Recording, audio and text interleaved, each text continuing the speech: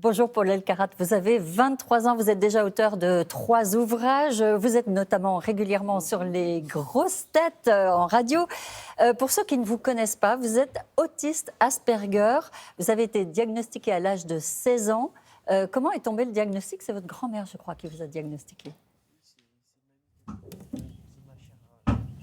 Et après avoir visionné un reportage sur l'autisme avec sur le plateau. Il vous manquait du son.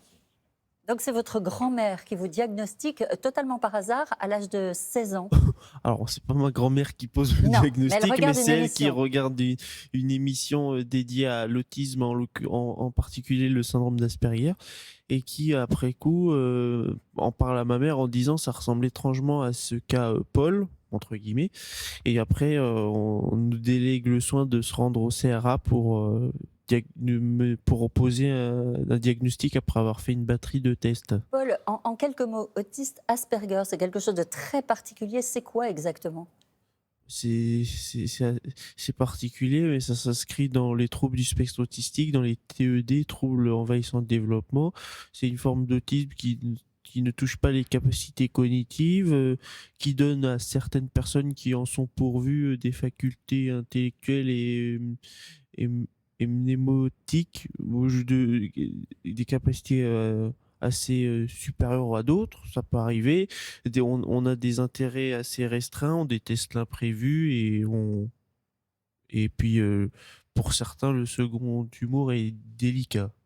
Alors Paul, vous vous êtes fait connaître en fait par le grand public grâce à un jeu télévisé, les 12 coups de midi.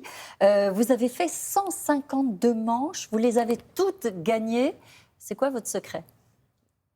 J'en ai pas vraiment. En réalité, avec les difficultés qui sont inhérentes à mon syndrome, j'ai aussi une comorbidité TDAH. Je pensais vraiment pas être en mesure de me concentrer, de répondre à autant de questions et de faire autant d'émissions, surtout qu'il y en a 5 dans la journée et que je me fatigue extrêmement vite en public.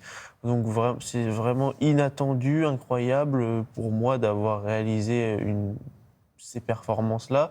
Et le secret est que j'adore la lecture, que j'adore apprendre, j'adore faire des listes. Et puis j'ai une mémoire photographique qui me permet de retenir ces choses-là.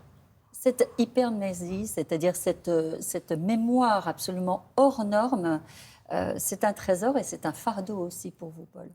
Oui, on peut se dire c'est génial pour retenir les informations, pour apprendre ses leçons ou pour connaître ou pour apprendre et connaître des listes par cœur, mais c'est aussi un fardeau pour moi car je retiens des choses que j'aimerais oublier durablement. J'ai à l'esprit des noirceurs et des choses obscures que j'aurais voulu annihiler de mon esprit pour pas avoir à être torturé et à souffrir, mais voilà, le sort s'acharne quand même à ce que je me souvienne de choses que j'aimerais oublier définitivement, quoi. Le droit à l'oubli, pour vous, ça veut dire que c'est pas possible. C'est très difficile, ouais. C'est quasiment impossible. Tout ce qui m'arrive, je le retiens et il y a des choses que j'aimerais ne pas me souvenir parce qu'elles sont douloureuses. Alors, forcément, comme tout un chacun, les gens oublient les mauvais côtés et poursuivent leur chemin et pardonnent et parviennent à passer outre parce que ils ont déjà oublié, entre guillemets. Alors, Paul, vous êtes sociétaire des grosses têtes. Vous êtes l'érudit de la bande, on peut le dire, avec cette mémoire hors norme. Oui, l'un des... Vous avez réponse à toutes les questions.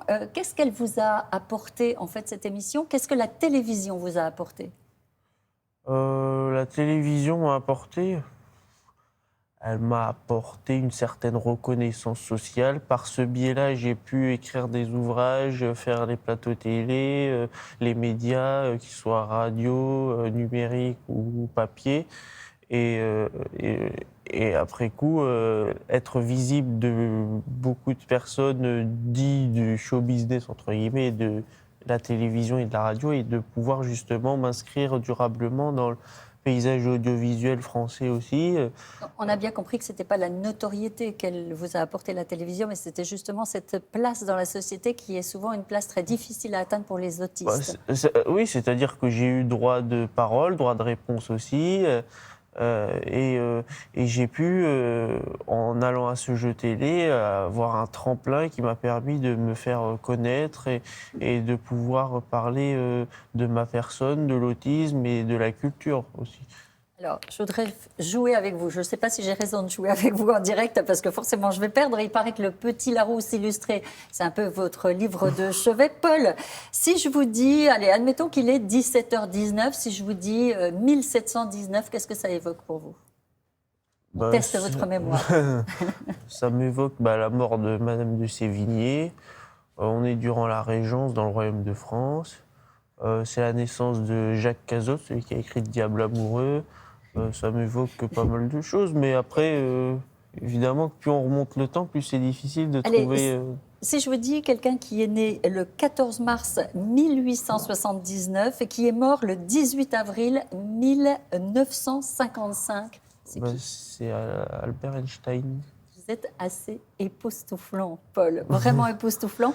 Un autre petit quiz, la couleur que l'on voit, vous aimez les mots rares, les mots précieux, la couleur que l'on voit quand on ferme les yeux, nous on dit, on ferme les yeux, on voit du noir. Et vous dites, c'est pas du noir. Moi, rarement je dis je vois de telles couleurs, mais on dit Eigengrau pour signifier que, pour nommer la couleur, la couleur que l'on perçoit quand on a les yeux fermés par les paupières. Alors, une dernière question, Paul. Est-ce que vous êtes heureux aujourd'hui? Est-ce que si je vous donnais une baguette magique, vous voudriez être différent ou pas? Non, parce que je me suis tellement battu pour m'accoutumer et comprendre le monde qui m'entourait, et que ça serait un peu compliqué, ça serait renier tous les efforts que j'ai pu faire que de vouloir du jour au lendemain être quelqu'un d'autre. Non, je continuerai à être la personne que j'ai toujours été et voulu être, et puis c'est ainsi que je me porte le mieux et ce qui me permet, excusez-moi, c'est un peu le matin, et ce qui me permet justement d'avoir cette motivation, cette volonté, cette résilience face aux obstacles et aux combats à mener futurs, parce que c'est comme ça que je suis, combatif pour réussir et non pas avoir tout en main pour me conforter le plus facilement du monde. Merci beaucoup, merci infiniment d'avoir mis le réveil si tôt pour être avec nous, Exactement, Paul Elkarat. Télématin, c'est pas télé après-midi. Auteur de 3 ouvrages. C'est pas télé après-midi. Vous êtes auteur de 3 ouvrages et un quiz pour ceux qui veulent jouer cet été. Il est sorti le 3 mai dernier. Merci beaucoup, Paul. Merci à vous, c'est gentil. Merci.